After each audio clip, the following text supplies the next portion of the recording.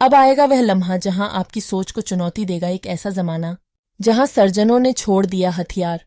अब रोबोट ही करेंगे हर कदम हर चीज।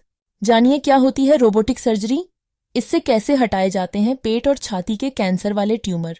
इसकी पहली कड़ी में आज बात करेंगे एसोफेजियल कैंसर के बारे में।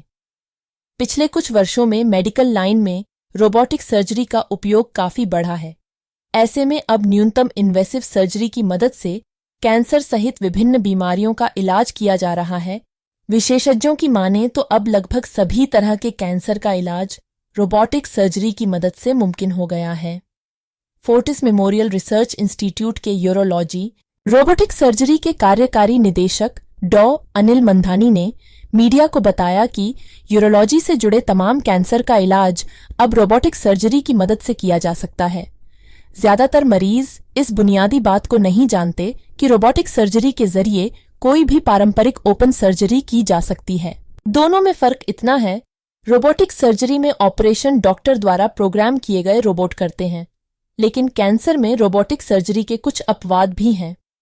डॉ. मंदानी बताते हैं कि रोबोटिक सर्जरी बहुत महंगी पड़ती है, फिर कुछ कैंसर के इलाज में इसकी जरूरत भी नहीं है। स्तन कैंसर में रोबोटिक सर्जरी कराने की जरूरत नहीं है क्योंकि यह कैंसर सतह पर होता है और आम सर्जरी से इसे आसानी से हटाया जा सकता है। हालांकि किसी कैविटी, पेट या छाती के कैंसर का इलाज रोबोटिक सर्जरी की मदद से किया जा सकता है। डॉ. मंधानी का कहना है कि शरीर के इन हिस्सों में कैंसर गहरा होता है और इसे हटाना भी आसान नहीं होता। ऐसे में यहाँ रोबोटिक सर्जरी बहुत काम आती है।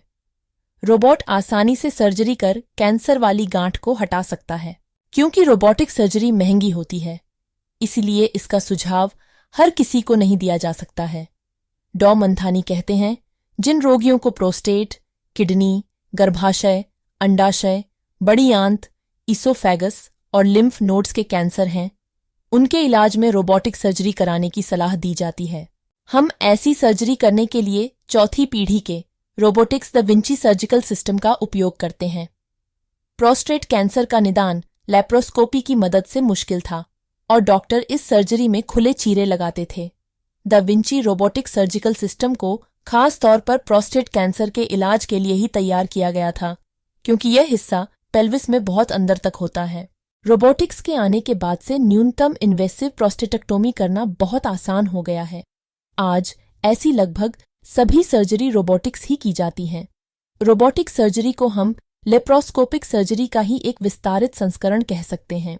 डॉ. मंधानी का कहना है कि अधिकतर लोग रोबोटिक सर्जरी के बजाय की होल सर्जरी टर्म को जानते और समझते हैं, लेकिन लेप्रोस्कोपिक सर्जरी में जहां उपकरण आसानी से घूम नहीं पाते हैं, रोबोट की बांह में फुलक्रम होने के कारण यह शरीर की मुश्किल जगहों पर भी आसानी से सर्जरी कर लेता है। इस तरह डॉक्टर जटिल सर्जरी को रोबोट की मदद से आसानी से हैंडल कर लेते हैं। रोबोटिक सर्जरी में कट बहुत छोटा लगता है, इस वजह से शरीर पर निशान भी कम पड़ते हैं। पारंपरिक सर्जरी की तुलना में रिकवरी भी इसमें 3 से 4 दिन पहले ही हो जाती है और ब्लड लॉस भी कम होता है। किसी भी अन्य सर्जरी की तरह रोबोटिक सर्जरी के साथ भी कुछ रिस्क जुड़े होते हैं। डॉ. मंधानी बताते हैं कि किसी भी पारंपरिक सर्जरी की तरह रोबोटिक सर्जरी में भी संक्रमण और अन्य कई तरीकों की जटिलताओं की संभावना रहती है। डॉ. मंधानी कहते हैं कि इसके अलावा रोबोटिक सर्जरी में दूसरी सर्जरी की तुलना में समय भी ज्यादा लगता है, क्योंकि प्रक्रिया से पहले रोबोट को सही इनपुट देना जरूरी होता है। फिर रोबोट को डॉक और अनडॉक भी करना पड़ता है, जिसमें बहुत वक्त लगता है। ये रहा हमारा रोबोटिक सर्जरी का सफर।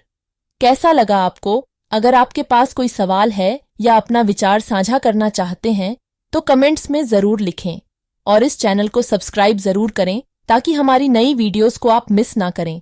हम आपसे जल्दी ही मिलेंगे नई जानकारी के साथ। तब तक धन्यवाद और स्वस्थ रहें।